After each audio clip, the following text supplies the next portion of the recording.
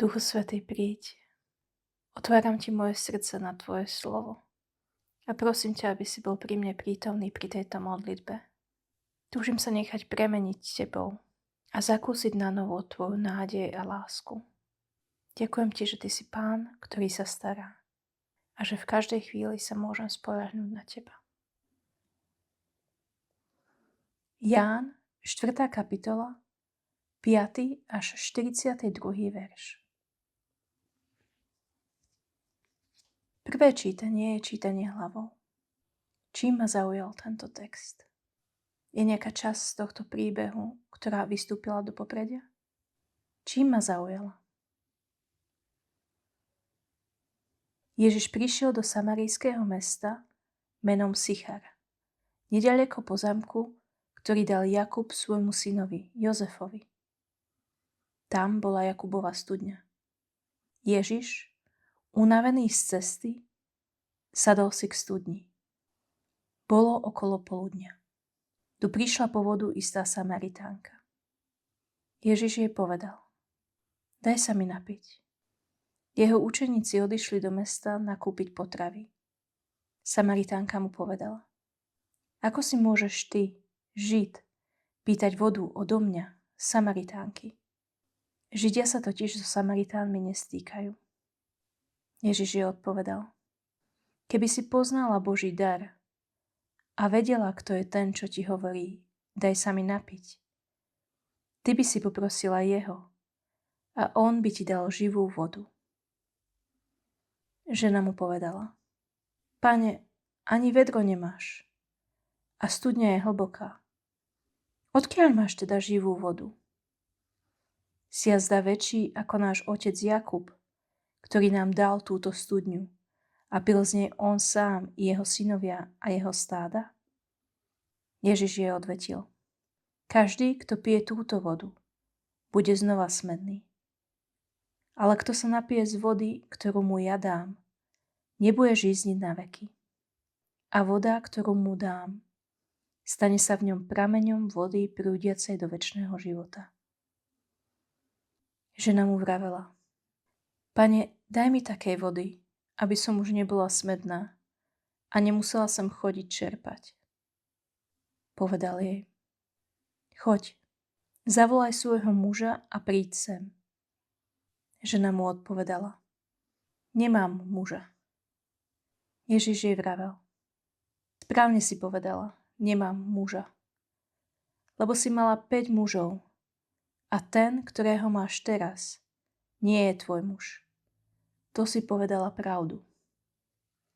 Žena mu vravela: Pane, vidím, že si prorok. Naši otcovia sa kláňali Bohu na tomto vrchu. A vy hovoríte, že v Jeruzaleme je miesto, kde sa treba kláňať. Ježiš jej povedal: Ver mi, žena, že prichádza hodina, keď sa nebudete kláňať Otcovi ani na tomto vrchu, ani v Jeruzaleme. Vy sa kláňate tomu, čo nepoznáte. My sa kláňame tomu, čo poznáme, lebo spása je zo Židov. Ale prichádza hodina, ba už je tu, keď sa praví ctitelia budú kláňať Otcovi v duchu a v pravde, lebo sám Otec hľadá takýchto ctiteľov. Boh je duch a tí, čo sa mu kláňajú, musia sa mu kláňať v duchu a pravde. Žena mu vravela: Viem, že príde Mesiáš, zvaný Kristus. Až príde on, zvestuje nám všetko. Ježiš jej povedal: To som ja, čo sa rozprávam s tebou. V tom prišli jeho učeníci a divili sa, že sa rozpráva so ženou. Ale nik nepovedal, čo sa jej pýtaš, alebo prečo sa s ňou rozprávaš. Žena nechala svoj džbán, odišla do mesta a vravela ľuďom: Poďte sa pozrieť na človeka, ktorý mi povedal všetko, čo som porobila. Nebude to Mesiáš? Vyšli teda z mesta a šli k nemu. Medzi tým ho učeníci prosili: Rabi, jedz. On im povedal: Ja mám jesť pokrm, ktorý vy nepoznáte. Učeníci si hovorili medzi sebou: Vari mu niekto priniesol jesť? Ježiš im povedal: Mojím pokrmom je plniť vôľu toho, ktorý ma poslal, a dokonať jeho dielo. Nevravíte aj vy?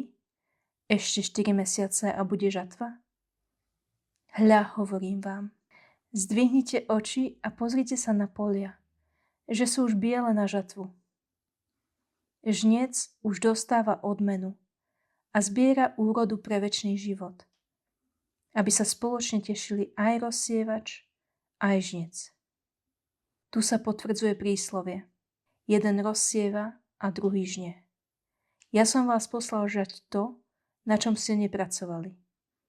Pracovali iní a vy ste vstúpili do ich práce. Mnoho Samaritánov z toho mesta uverilo v neho pre slovo ženy, ktorá svedčila: Povedal mi všetko, čo som porobila. Keď Samaritáni prišli k nemu, prosili ho, aby u nich zostal. I zostal tam 2 dni. A ešte oveľa viac ich uverilo pre jeho slovo. A žene povedali: Už veríme nielen pre tvoje slovo, ale sami sme počuli a vieme, že toto je naozaj Spasiteľ sveta. Čím ma oslovilo toto slovo? Je nejaká časť z tohto príbehu, ktorá sa mi prihovorila?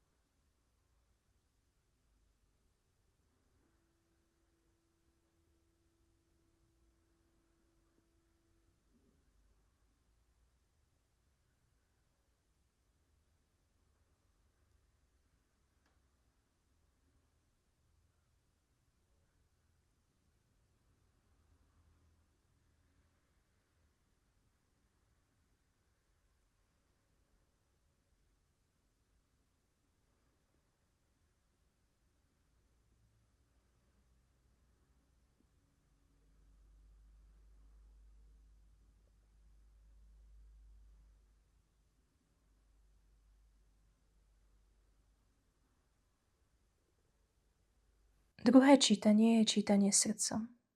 Čo cítim, keď si predstavím tú scénu, ako sa Ježiš stretáva so Samaritánkou pri studni? Ako moje srdce odpovedá na túto scénu? Kde sa nachádzam? A čo robím? Čo pociťujem, keď to vidím?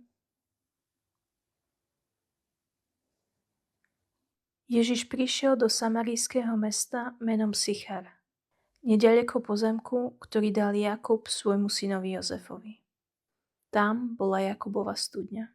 Ježiš, unavený z cesty, sadol si k studni. Bolo okolo poludnia. Tu prišla po vodu istá Samaritánka. Ježiš jej povedal: Daj sa mi napiť. Jeho učeníci odišli do mesta nakúpiť potravy. Samaritánka mu povedala: Ako si môžeš ty, Žid, pýtať vodu odo mňa, Samaritánky? Židia sa totižto so Samaritánmi nestýkajú. Ježiš jej odpovedal: Keby si poznala Boží dar a vedela, kto je ten, čo ti hovorí, daj sa mi napiť, ty by si poprosila jeho a on by ti dal živú vodu.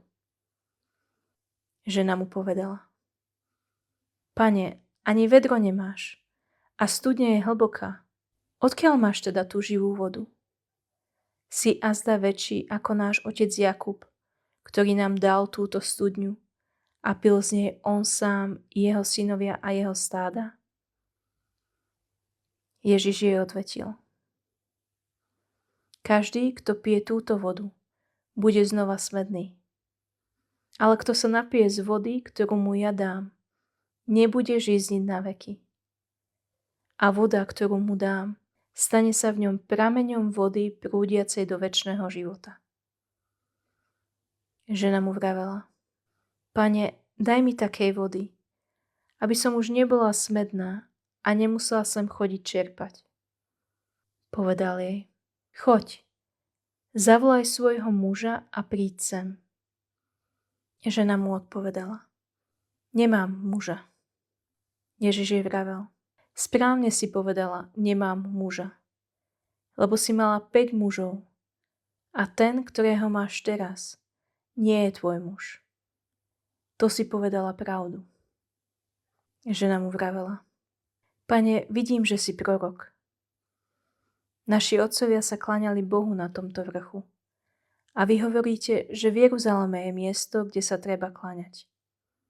Ježiš jej povedal: Ver mi, žena, že prichádza hodina, keď sa nebudete kláňať Otcovi ani na tomto vrchu, ani v Jeruzaleme.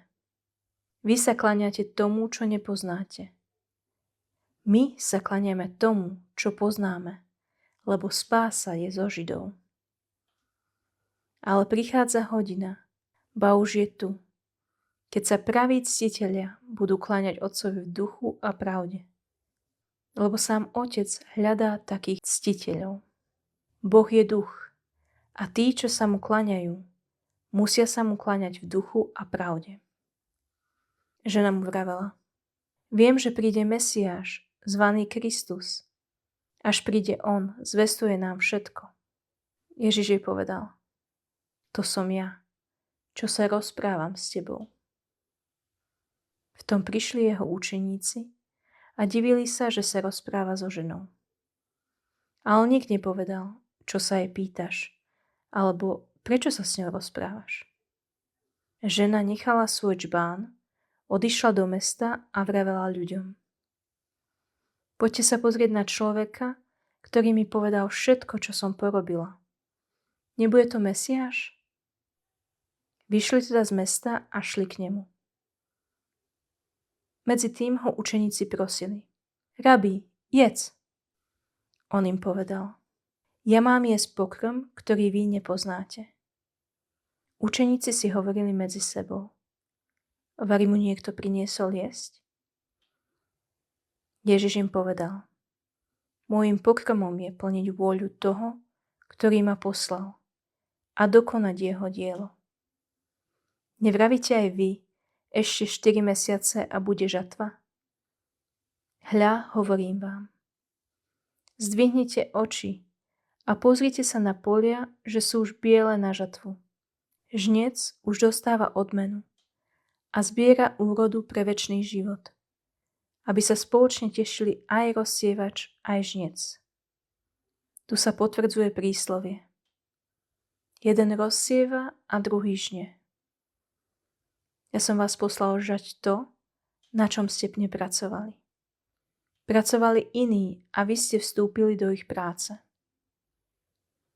Mnoho Samaritánov z toho mesta uverilo v neho pre slovo ženy, ktorá svedčila: Povedal mi všetko, čo som porobila.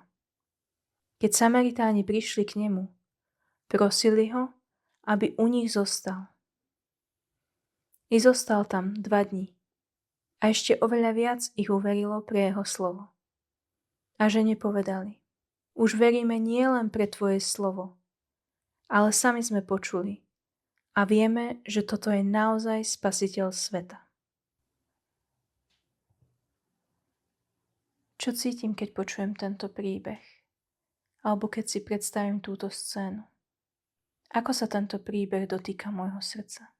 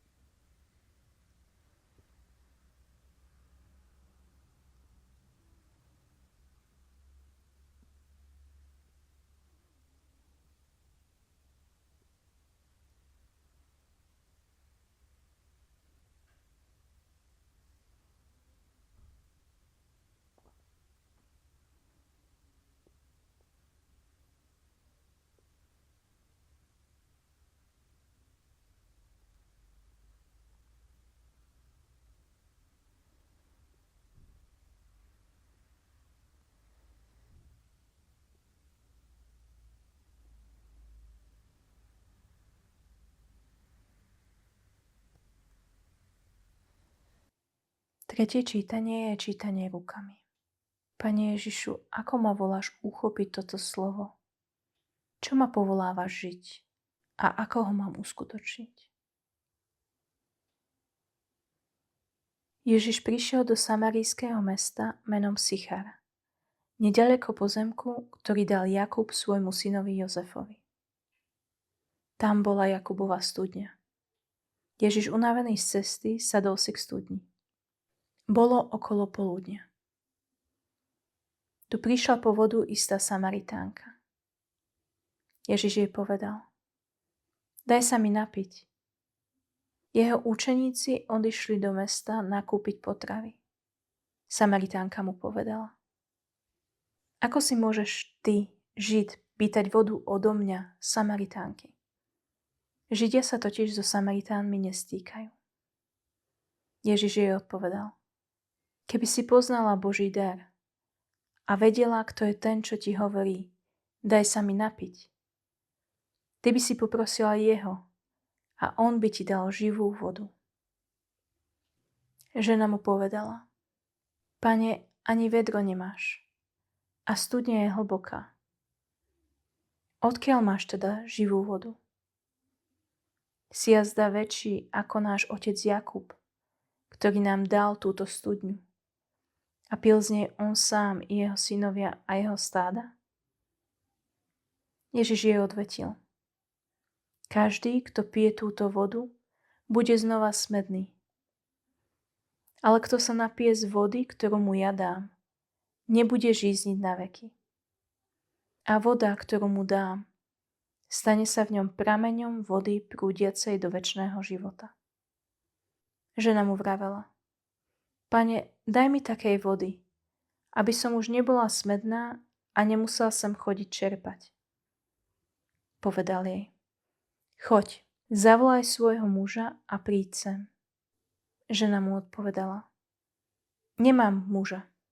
Ježiš jej vravel: Správne si povedala, nemám muža, lebo si mala 5 mužov a ten, ktorého máš teraz, nie je tvoj muž. To si povedala pravdu. Žena mu vravela: Pane, vidím, že si prorok. Naši otcovia sa kláňali Bohu na tomto vrchu. A vy hovoríte, že v Jeruzaleme je miesto, kde sa treba kláňať. Ježiš jej povedal: Ver mi, žena, že prichádza hodina, keď sa nebudete kláňať Otcovi ani na tomto vrchu, ani v Jeruzaleme. Vy sa kláňate tomu, čo nepoznáte.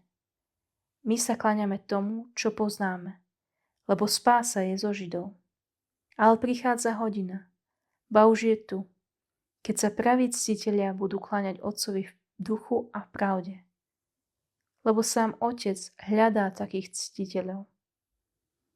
Boh je duch a tí, čo sa mu kláňajú, musia sa mu kláňať v duchu a pravde. Žena mu vravela: Viem, že príde Mesiáš, zvaný Kristus. Až príde on, zvestuje nám všetko. Ježiš jej povedal: To som ja, čo rozprávam s tebou. Potom prišli jeho učeníci a divili sa, že sa rozpráva so ženou. Ale nik nepovedal, čo sa jej pýtaš, alebo prečo sa s ňou rozprávaš. Žena nechala svoj džbán, odišla do mesta a vravela ľuďom: Poďte sa pozrieť na človeka, ktorý mi povedal všetko, čo som porobila. Nebude to Mesiáš? Vyšli teda z mesta a šli k nemu. Medzi tým ho učeníci prosili: Rabi, jedz. On im povedal: Ja mám jesť pokrm, ktorý vy nepoznáte. Učeníci si hovorili medzi sebou: Vari mu niekto priniesol jesť?